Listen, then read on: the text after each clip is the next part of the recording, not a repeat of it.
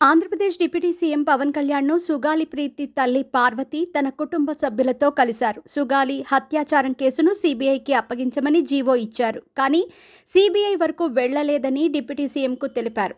దీంతో ఈ కేసుపై తగిన చర్యలు తీసుకుంటామని ఏపీ మంత్రి పవన్ కళ్యాణ్ మరోసారి హామీ ఇచ్చారు. మా అమ్మాయి సుగాలి ప్రీతిపై అఘాయిత్యానికి పాల్పడి హత్య చేసిన కేసును సీబీఐకి అప్పగిస్తూ గత ప్రభుత్వం జీవో ఇచ్చింది. అయితే సీబీఐ వరకు కేసు వెళ్లలేదు అని సుగాలి ప్రీతి తల్లి పార్వతి కన్నీటి పర్యంతమవుతూ రాష్ట్ర ఉప ముఖ్యమంత్రి పవన్ కళ్యాణ్కి వినతి పత్రం అందించారు. మంగళవారం సాయంత్రం మంగళగిరిలో పవన్ కళ్యాణ్ గారిని తన కుటుంబంతో కలిసి వినతి పత్రం ఇచ్చి ఆవేదన వ్యక్తం చేశారు. తమ బిడ్డకు జరిగిన అన్యాయం మరే ఆడబిడ్డకు జరగకుండా చూడాలని కోరారు. సీబీఐ దర్యాప్తు ప్రారంభించేలా చర్యలు తీసుకోవాలని ఎన్నోసార్లు విజ్ఞప్తి చేసినా స్పందన రాలేదన్నారు. సీబీఐకి అప్పగించమని జీవో ఇచ్చారు, కానీ ముందుకు తీసుకెళ్లలేదు. ఈ కేసు విషయంలో తమకు న్యాయం చేయాలని ఆమె కోరారు.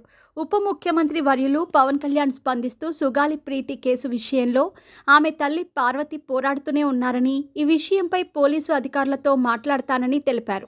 America consul general Jennifer lancer ఉప ముఖ్యమంత్రి పవన్ కళ్యాణ్, మంత్రి నారా లోకేష్తో వేరువేరుగా భేటీ అయ్యారు.